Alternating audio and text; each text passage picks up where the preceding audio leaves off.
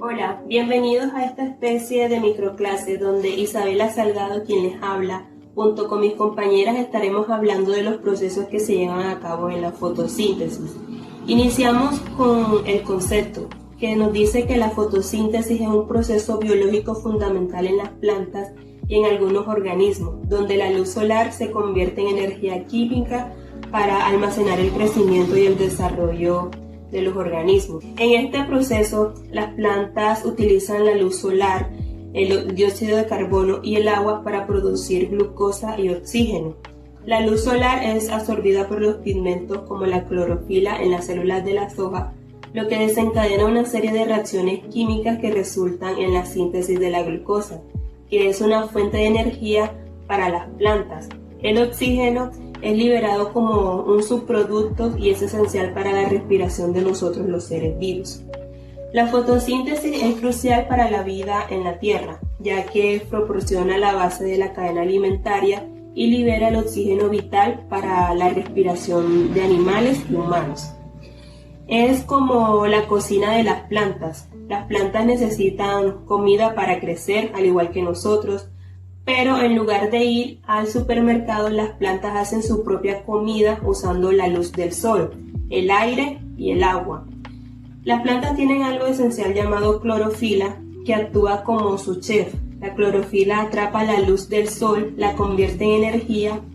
Luego la planta toma el aire que hay a su alrededor y el agua que la obtiene de la tierra y los combina usando la energía del sol.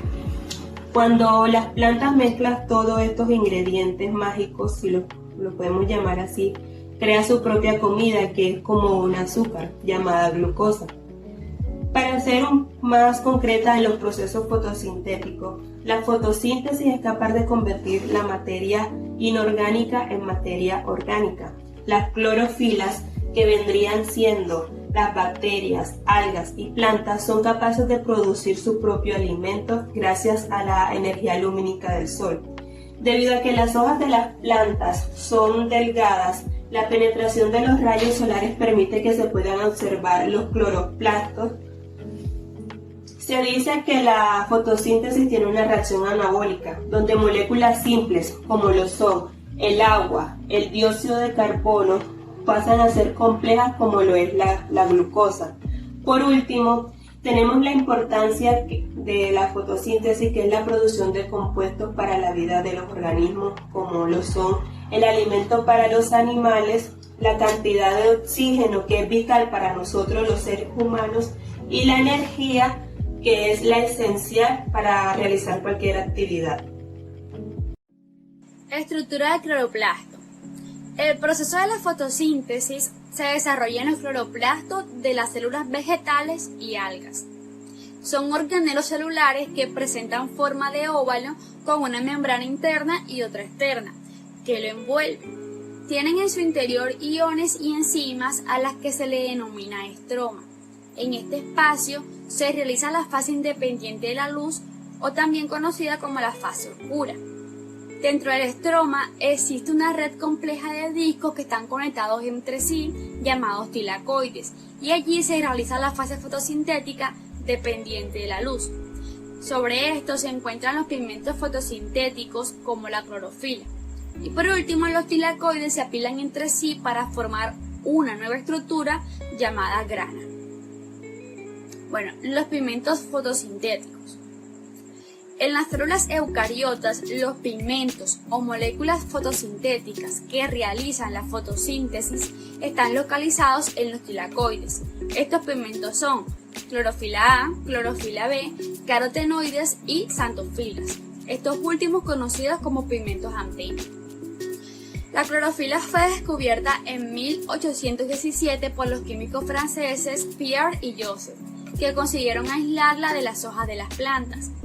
La clorofila en las plantas tienen típicamente dos tipos de absorción en el espectro visible, uno en el entorno de la luz azul y otro en la zona roja del espectro. Sin embargo, reflejan la parte media del espectro, la que está más nutrida y correspondiente al color verde. En algunas bacterias, el fenómeno de la fotosíntesis se realiza en la membrana plasmática y los pigmentos que la realizan son la bacterioclorofila. La fotosíntesis tiene dos etapas o dos fases, la fase luminosa y la fase oscura. La fase luminosa. En esta etapa, los pigmentos fotosintéticos como la clorofila capturan la energía de la luz solar y la convierten en energía química en forma de ATP, adenosina trifosfato, y NADPH, nicotinamida adenina dinucleotido, fosfato reducido. Estos compuestos son utilizados como fuentes de energía en la siguiente etapa. Se llevan a cabo en los tilacoides, que son estructuras membranosas aplanadas y apiladas en el interior de los cloroplastos. Los tilacoides contienen los pigmentos fotosintéticos y las proteínas necesarias para realizar la fase luminosa. La fase luminosa de la fotosíntesis es esencial para la producción de energía química y es el primer paso en la conversión de la energía solar en carbohidratos, que son la base de la cadena alimentaria en la mayoría de los ecosistemas. Fase oscura.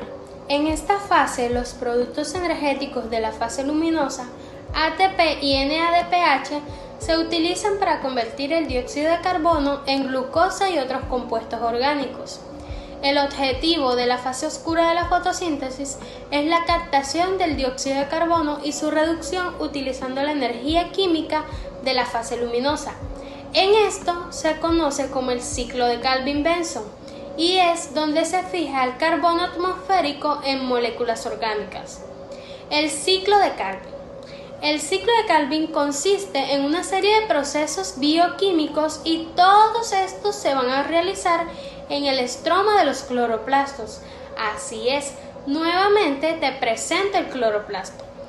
Estos son los tilacoides, es donde ocurre la fase luminosa de la fotosíntesis, pero en esta ocasión trabajaremos en el estroma, en el cual es donde ocurre la magia del ciclo de Calvin. Tres aspectos importantes van a suceder durante la fase oscura de la fotosíntesis. La primera es que se va a fijar el dióxido de carbono que existe en el medio ambiente para transformarlo en una molécula orgánica llamada glucosa. La segunda es donde va a utilizar las moléculas que obtuvimos en la fase luminosa. Y por último, aunque se llame fase oscura, realmente no es necesario que ocurra durante la noche. En sí, se le llama fase oscura porque no requiere de la luz solar. Este ciclo se va a dividir en tres etapas.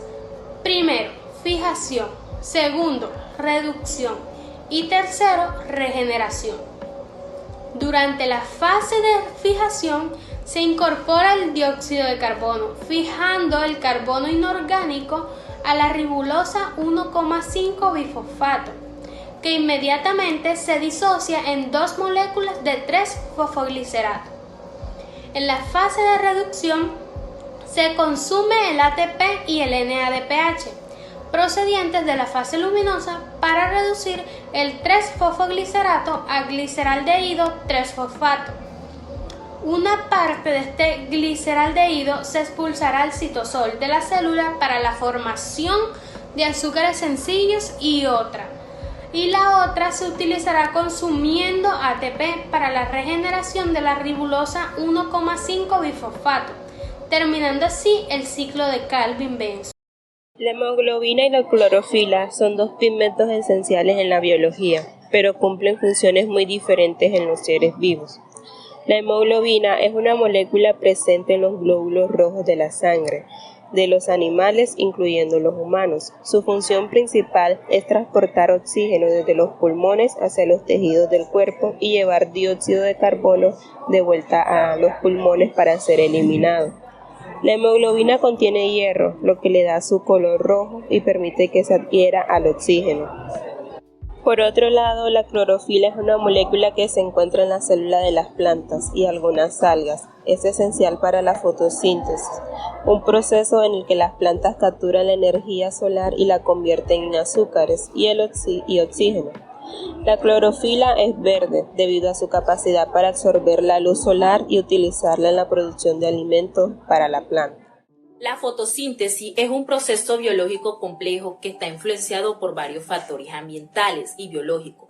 Aquí presentaremos algunos de los factores que afectan la fotosíntesis. Primero, la luz. Es la intensidad que adquiere la fotosíntesis por las plantas, de manera que llevan a cabo un proceso a la cantidad de la luz disponible afectada directamente a esta tasa, en demasiado o poca luz ingerida.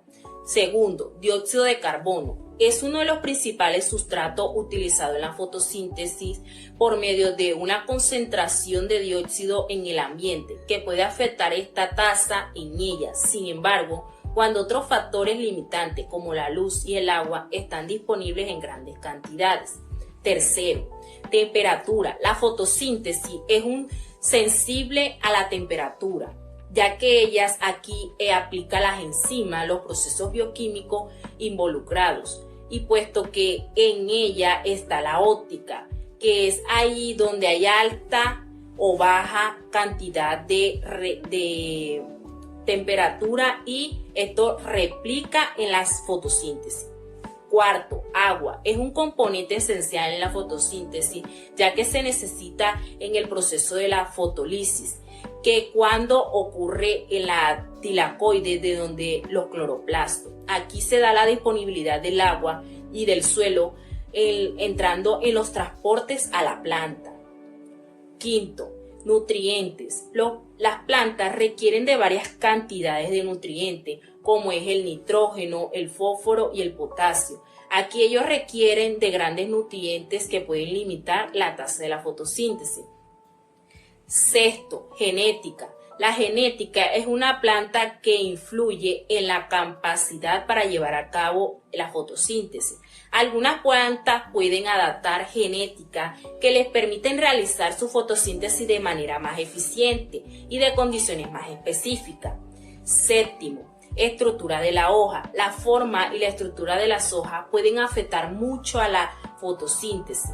Las hojas con mayor superficie eficiente de la luz pueden afectar a la fotosíntesis de manera muy eficiente.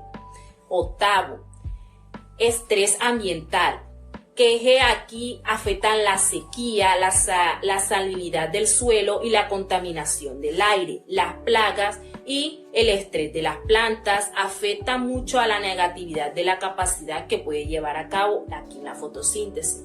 Noveno, concentración del oxígeno. El oxígeno producido durante la fotosíntesis puede ayudar mucho a la ingeración de la competencia de este proceso. Es decir, significa que es el nivel elevado del oxígeno para reducir la eficiencia de la fotosíntesis. Décimo, duración del día. La duración del día durante el día es el fotoperiodo que puede afectar el ritmo de la fotosíntesis en las plantas. Es esencial para el cambio en la longitud del día, como para el día corto o para el día largo.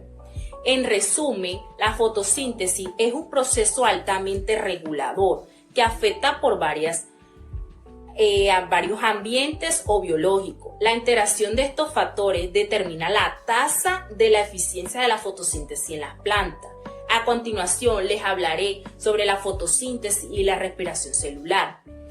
La fotosíntesis, sabemos que todos los seres vivos necesitamos de energía para poder crecer, realizar nuestros funcionamientos básicos o vitales como lo es comer, respirar, etc. Por lo tanto, existen dos tipos que contienen una energía que son de organismos autótrofos, que son las plantas y algunas bacterias. Ellos producen su propio alimento, son llamados productores, y están los organismos heterótrofos, que son los que no producen su propio alimento. Aquí entran los animales, el ser humano y algunas plantas que dependen de otros organismos y son llamados consumidores.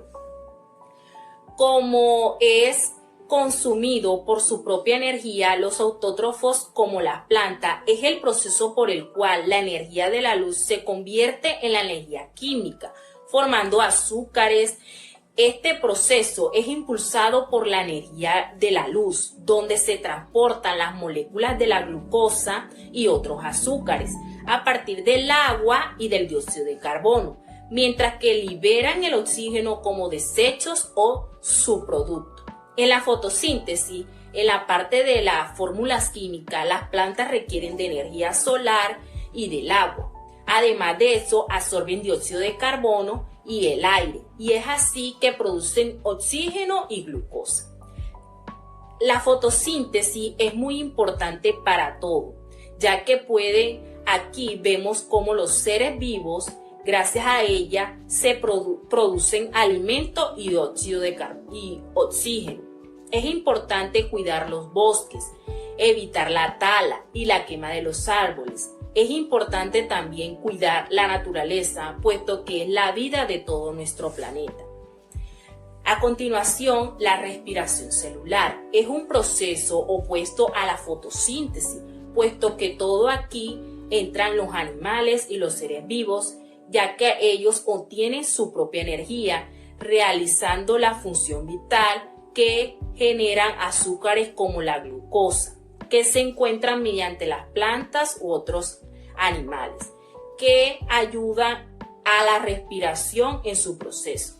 La respiración celular es un poco opuesto a la fotosíntesis, puesto que aquí los animales y los seres vivos obtienen energía para realizar las funciones vitales al ingerir azúcares, como la glucosa, que se encuentran mediante las plantas u otros animales que han consumido de ella. La respiración celular es un proceso químico mediante el cual se libera la energía de la glucosa. Por lo tanto, los procesos que se desechan a vapor del agua y del oxígeno son de ellos. Hay dos tipos de respiración, que son la aeróbica y la anaeróbica. La aeróbica es la que tiene presencia del oxígeno. Se realiza en la mayoría de los seres vivos, liberando la gran cantidad de energía. Y la anaeróbica es la que no tiene presencia de oxígeno, se realiza en bacterias y son las que liberan pequeñas cantidades de energía. La diferencia que hay entre fotosíntesis y respiración celular es que la fotosíntesis consume energía y se convierte en alimentos. En cambio, la respiración celular consume alimentos como la glucosa y pueden ser generadas o liberadas por la energía.